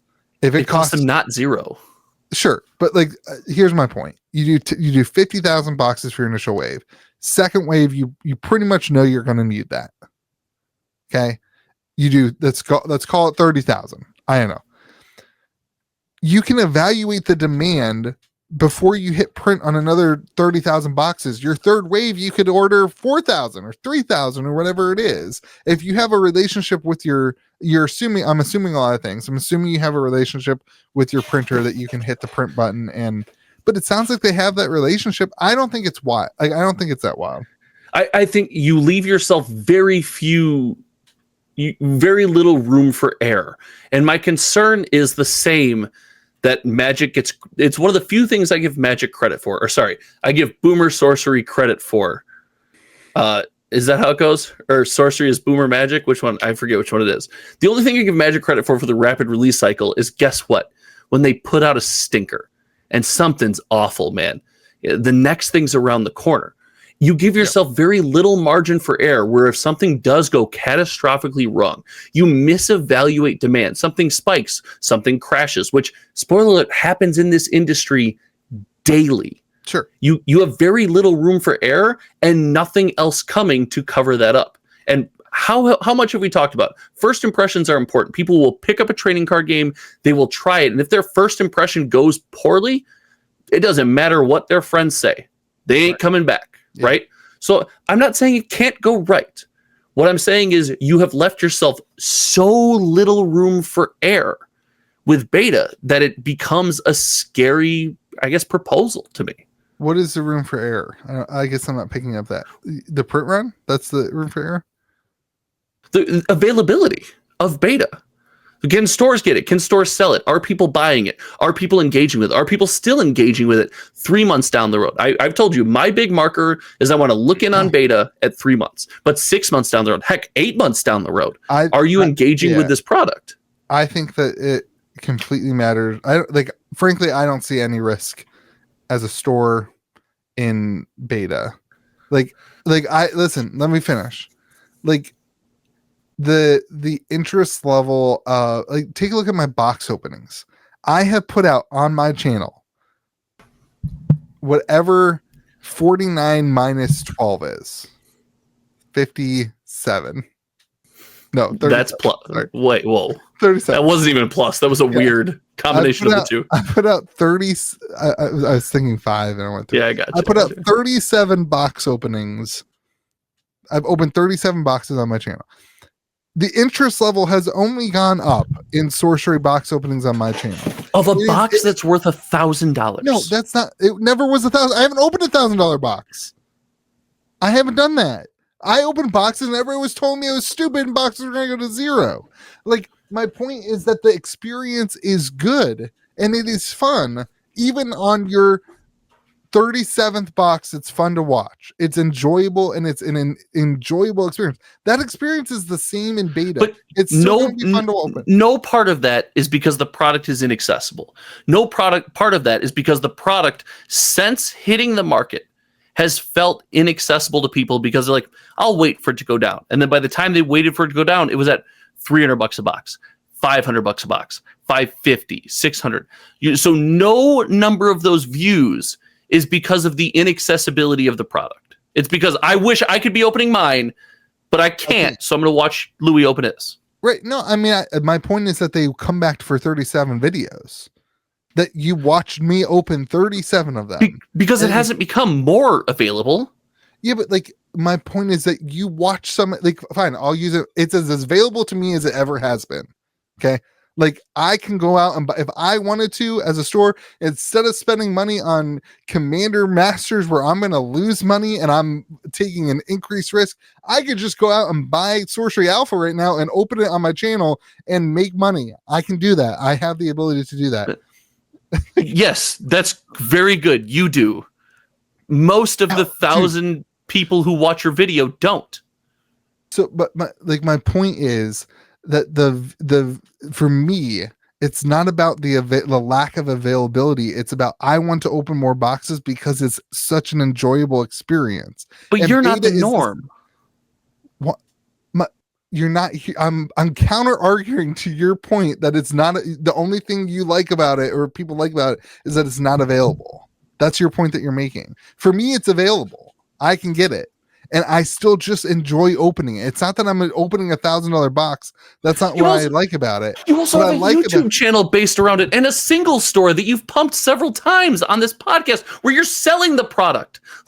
It's not just that you enjoy. Yes, that's probably your primary emotional motivation. But you are also not dissuaded from this by any means because of the rest of your motivation.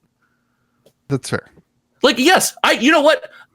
If we're bragging about how rich we are, I could come up with $1,000 by selling something on this shelf, and I could open it as well. My point is that at box for me 49, I still want to open more because of the experience and because it's fun to play the game and to collect and to experience the box opening and to do it. And I think that beta lasts a long time too. I think people will want to come back to it and will want to open more product and enjoy them. I think we haven't even touched on sealed. They just put out a video. You've opened 49 boxes in how long? Has it been 2.5 months? I have no clue since you got your product. I've been on vacation 5 times. I know. You don't even work. You and George just don't have jobs. No clue. I don't know what day it is. Can't tell you what day of the week it is today. Podcast day, baby. I think that we haven't even talked about playing sealed. Like they just put out a video today on Sorcery about playing sealed. Like I think there's a lot of potential in the beta product that is still untapped, and that especially at 150, let's use 135 or $140, there will be a lot of demand and excitement for. You are correct, but what I think you just miss, and you won't ever just say is fair, is your all-in nature and your ability to have this be such a pillar in your life. You have been the indie TCG guy. Like, you make indie TCG community and content, and you love these, and you're fantastic at it. Those motivations for you enhance that experience, and you will not. You just don't say that. The regular person on the other side, you know what? After box 37, we don't feel the same way as you do. I love Magic more than anyone on this podcast. After box 37 in a row of different sets, just 37th box of anything, I'm like, okay, I'm going to go outside and shoot a basketball for a little while. You were not how Who the do you normal. shoot a basketball with? What? Who do you shoot a basketball with? Myself. Oh, What do you mean? That's the wonderful thing about it. I can put headphones on and not have to talk to you for like 20 minutes. But your take that the average person is going to want to go back for the 37th box is wild. No, I'm not saying that the average person is going for 37 boxes. I'm saying that the average person who's watching my channel still cares about the next box. They still want to engage and see the product because it's good. And like, dude, like I think you undervalue the idea of community building at a local level too. If you have a community of 6 people who play Sorcery at a local level, and you have your own little local meta, that's going to drive a lot of excitement. In a set of 400 cards, you can do a lot of fun things. Like you can do a lot of enjoyable. You can do a lot of fun things. And how many of those 6 community members are going to be driven to do all the fun things that you can do? The debate isn't, are there a million fun things you can do? It's, how can you convince those 6 to do all 1 million? Because you got 12 months, so you got to touch them all. I also disagree with the 12 months. Like, we're going to see something within those 12 months. Simon was on, and he pushed back pretty hard, said, nope, we're going to sit pretty hard on the 1 year, and then we'll introduce some small things. But it's that 1 will year change. from release. Like, it's 1 year from the alpha release, isn't it? Like, we don't have a timeline. We don't like it's one set a year was the statement. Right. So that's 12 months to me. Yeah. My point is, like, where does that 12 months start? Alpha or beta? If it starts 9 months ago, then like I have zero doubt that beta. Then there's another set in 3 months that we know nothing about or don't know it's coming. Like, I don't think that would be wild. It'll be interesting. Listen, I just think your passion for all things indie TCG are not always reflected amongst the every human that watches your channel. I think they experience a lot of fun and a lot of love, but not to the depth that you feel these things. Sure. That's why I have a YouTube channel on it. I think that you are underestimating the demand for beta, the physical demand for beta. I don't think I am. I think my concern is, it's the same concern I have with Lorcana, is if that demand is high. And remember, I wrote an entire story in your Discord when someone asked me what I think about sorcery, and I'm a sorcery believer. So let me preface this. My concern is it comes out, people finally feel like it's accessible.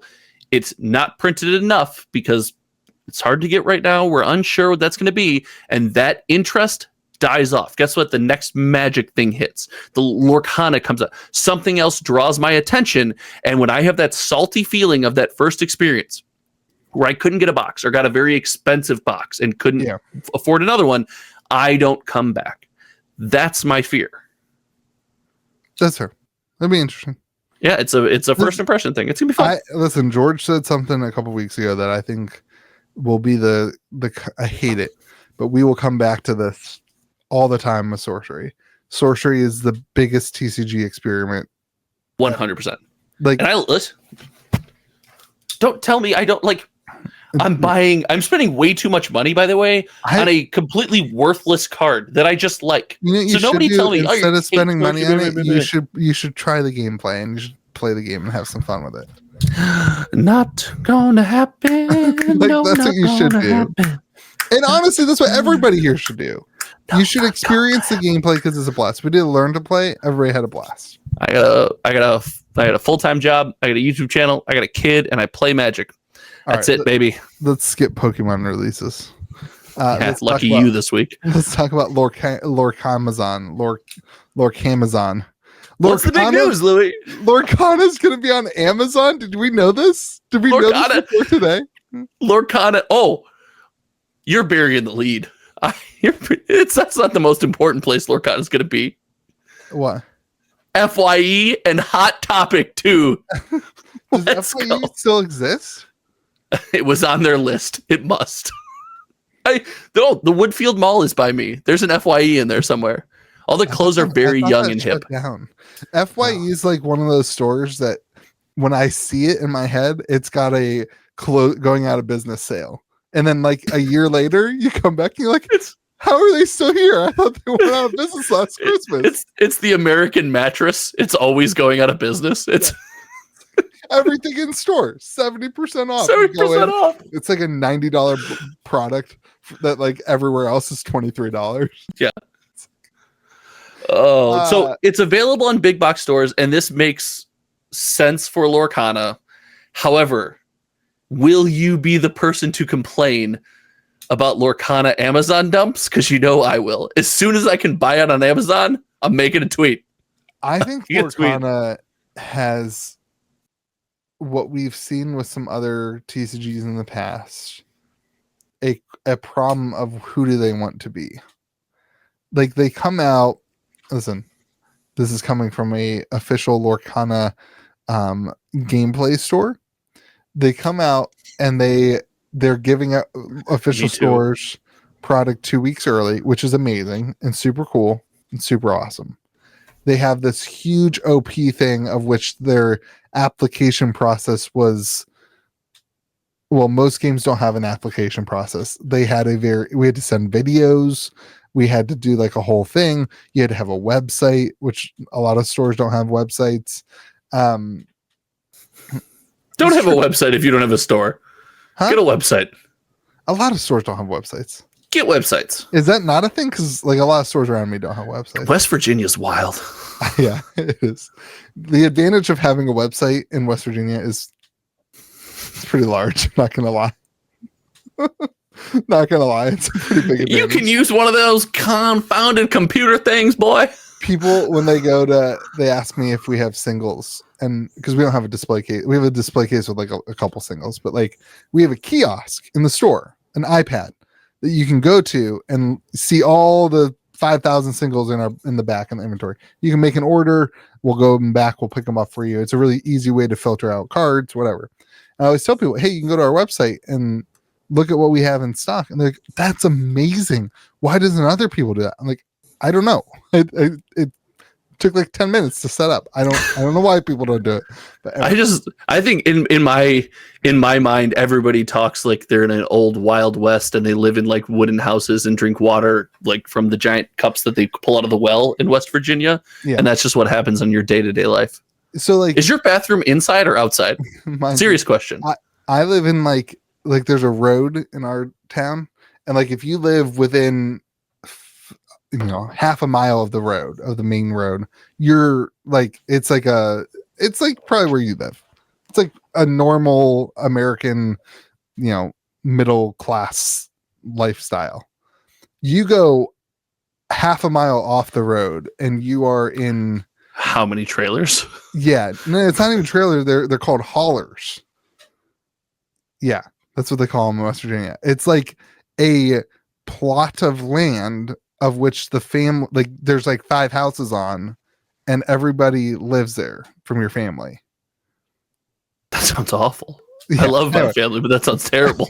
So, how much Lorcana are they buying? I don't know. It's a wild. Anyway, I don't know. I love it. I love West Virginia. I plan on being here forever. I don't know. Lorcana on Amazon makes no sense to me.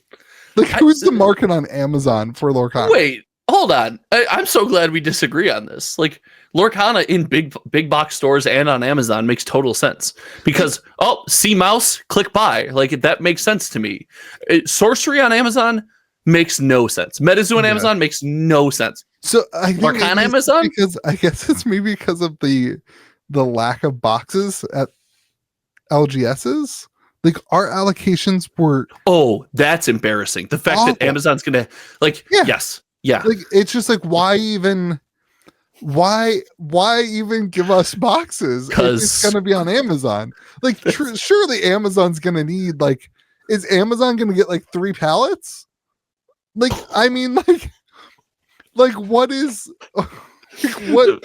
it's like amazing to me that like they think that they have enough boxes for Amazon. I can't believe this. I can't believe I'm going to do this. I'm going to do this for you. I'm going to do this for you. You missed the most wonderful opportunity because George is going to pin you down when a Lorcana box goes to 1K because there's 10 on the market. Lorcana's going to go to 1K like next week. Hold on, boo boo. That's right. Put it on your bingo card, ladies and gentlemen. Hold on, boo boo.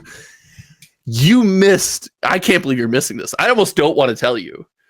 How are you not just flip flopping back and be like, I told you, Ravensburger never proved it, and here they are screwing it up. How have you not jumped back on that? Was your whole thing. You built an entire Lorcana identity, and then they did it. They screwed it up. But they did no. I said the opposite. No, you said Ravensburger is unproven. Don't you? No, check the tapes. No, I said that, but my point was that they were going to overprint. But you also said when it cut down to you're like Ravensburger's unproven. I need to see them do it. That's a direct Louis.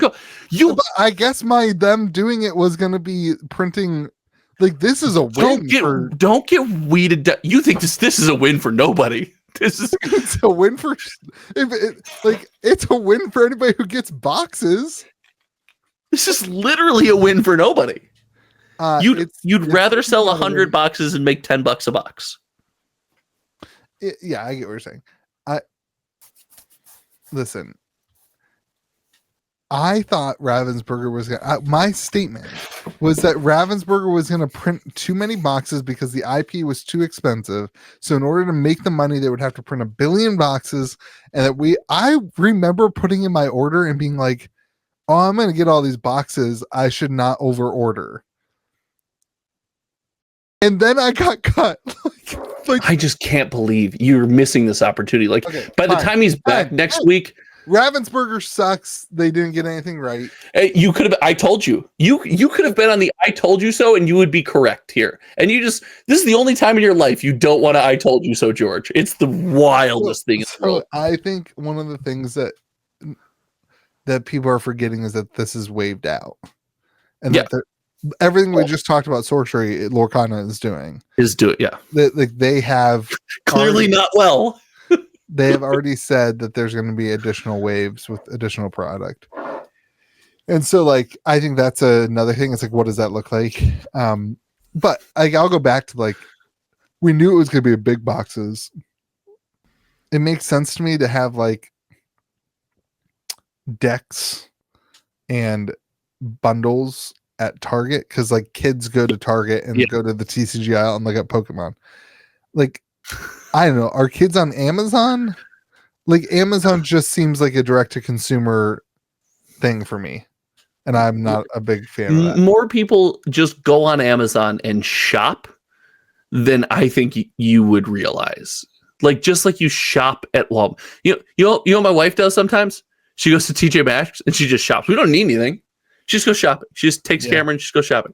More people go on Amazon and do that than I think you realize, and I think this product will do extremely well there.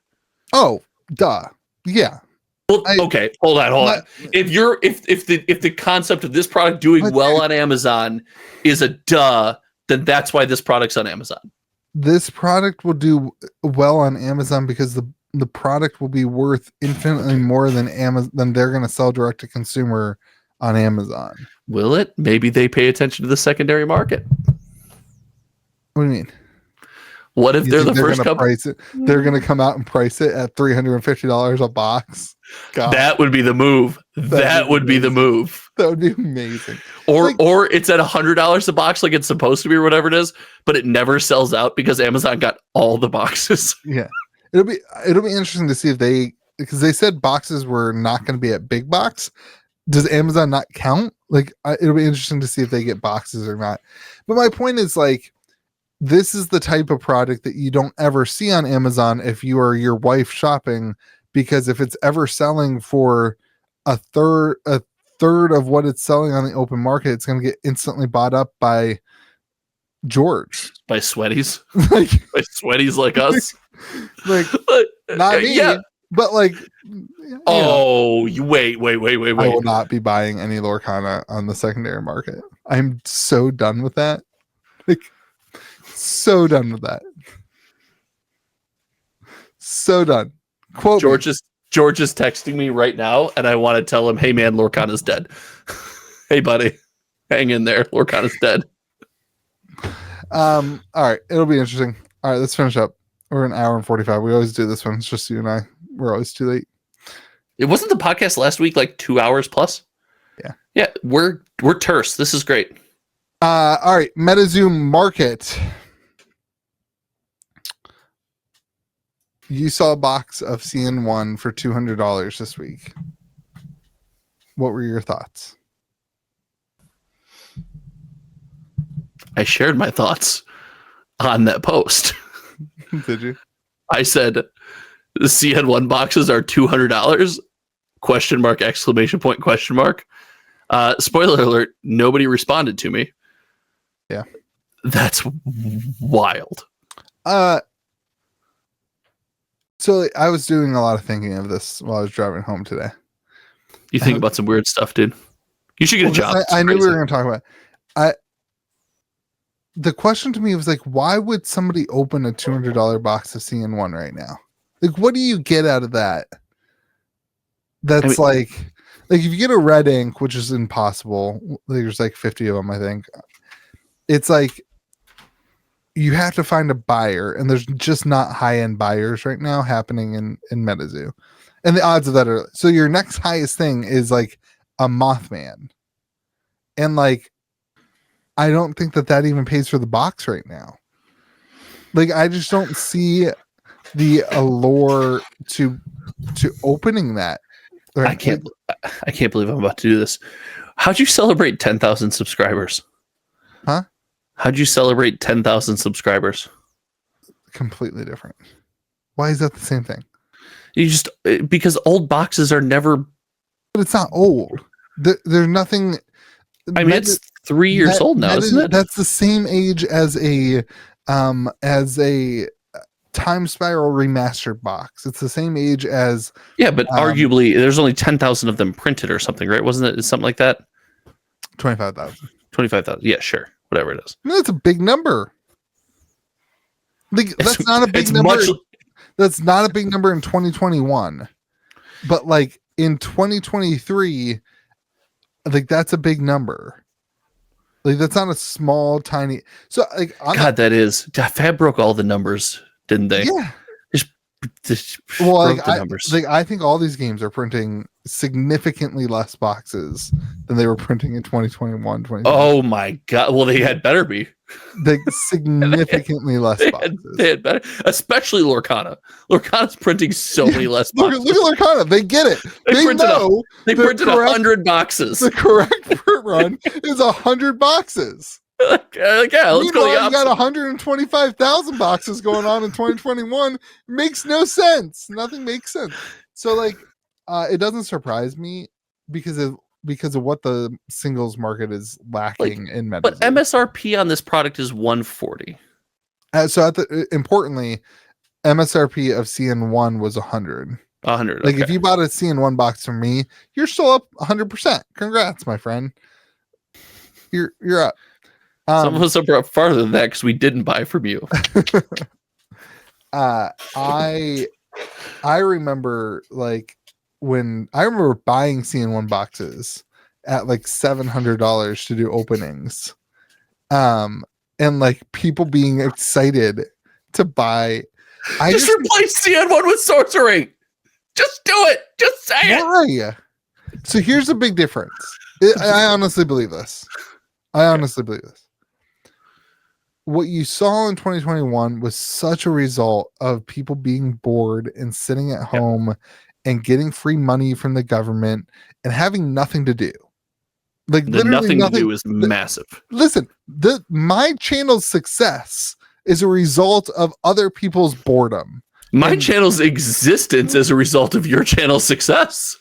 Like people not having anything to do better than watch some idiots open up cards and have fun and talk about games that like they couldn't play because there was nowhere to play. And I think like we are seeing now what the true demand for a game like Metazoo, any of the games from 2020, what pick your indie TCG. We're seeing what the true demand is for these games. And so like Sorcery came out. I mean, the hype was in the middle of the pandemic, and you can make an argument, in my opinion, that the demand is higher now than Sorcery was on the alpha on the Kickstarter. Would you disagree with that? I think I'm not comfortable saying it's higher. I think both of us exist in a bit of an echo chamber. We're very tuned into the Sorcery thing. So I think when you're that tuned into an indie TCG community, it starts to feel like the whole world revolves around it. I'm not comfortable. I'm not comfortable saying that. But like, if you just look at prices, like people weren't willing to, I don't know. Anyway, my point is like, the demand seems a lot more organic when people aren't sitting at home bored right now, when they are working and when they don't have free tending monies. Like, so I think the Metazoo thing, it's like we are figuring out what the real demand for something like Metazoo is right now. I don't know where the bottom is on that. I don't even think that $200 box sold. So like, I don't think it did. It'll be super interesting to see. And like Metazoo seems to be all about like the new products seem to be doing decently. Like native, I mean, like I don't know how many boxes. I think the official number is, I have no clue if they even announced print runs for native. I would assume that it's far less than 50,000 though. I've done so on my second channel. I've done some speculating based on math and sales for indie TCG print numbers, and the only thing that makes sense is shockingly lower than 125,000. Well, it's definitely lower because I know that Seance was a 50,000, so they had already lowered it, and I think we're existing in the 35 to 40,000, and maybe even you could sell me the 25,000. Right. Box print run. So like I think that's the demand. I think people got crazy. I mean, I think I got crazy. I think we all got crazy in the pandemic. And look at Kickstarter boxes. I remember not selling. I remember not selling a Kickstarter box for $10,000. The fact that you're willing to be like, back then I was crazy. That was also box 49 at $1,000 going for 50, baby. It'll already have happened. I've got a box at my PO box. Yes. And I'm gonna open it tomorrow for the channel. I'm proud of you for going to 50. If you left it at 49, I would have been disappointed with you. Yeah, I bought 5 more this week. So 2 in 50 and beyond? It'll be 54. I think I'll probably. Oh, you bought 5 boxes? Well, yeah. One of them, 4 of them came from Australia. And I think on the Discord, everybody thought that the price was in US dollars, but it was in Australian dollars, which is not worth as much as as a freedom dollar. No, nothing is. Yeah. Well, that's not true. But anyway, it'll be interesting to see with Metazoo. I think like for Metazoo, it's like hard. Like who is buying Metazoo? Who's buying CN1 right now that doesn't already have CN1? Like, what are they doing to bring in new people that also have the money to spend on assets that are dropping in price. You know what I mean? Like, I don't know. I think this is a result of consistent problems with set releases, puts that taste in people's mouth, and they don't have the nostalgia pull. They don't have the desire to like reach back into the past. And while some of the auxiliary products are great, and some of the theorized partnerships that are announced and just never seem to happen but keep getting talked about are awesome, I don't think there's a lot of love for the Metazoo trading card game as a booster box, because I think there's been a lot of it's been a bumpy road. I've made my position on this podcast very clear, and I follow Metazoo probably more than someone who doesn't have a very dedicated interest in Metazoo should. But I just can't see it. I truly believe that the human psyche plays such a role in the things we choose to revisit. That's why I always say, like, the reprint equity in Magic, or the reprint equity problem in Magic the Gathering, is not about the value of the cards. It's about the fact that if we have no emotional toll to anything, we're not going to have those special moments anymore where we revisit something or re-see something that we thought was long lost. That is far more wasted value than whether a card is $10 or $6, in my opinion. And I think you see that with Metazoo. I think that's my opinion on what's happening. Yeah, that's fair. I think I would add to that the back door for any TCG is big, and when you have some of those issues, the back door just like it gets open. And when your back door is bigger than your front door, like when more people are coming, when more people are leaving the game than coming into the game, or collecting than coming into collecting, it's pretty obvious on the secondary market what's happening. So. Yep, that's how we're ending. It's great. All right, everyone, go subscribe to Josh's channel, dude. I'm like literally falling asleep. I'm so tired. I drove 8.5 hours today.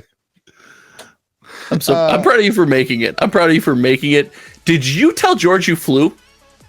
I flew there and drove back with my family. So we were both right. He's like, he flew, and I'm like, I think he drove. Yeah, no. I flew there because my wife went out with her parents. They like her parents and brother, and then the kids went with them, and then I left like 3 days later. Oh, leave your comments. I'm having breakfast with George tomorrow.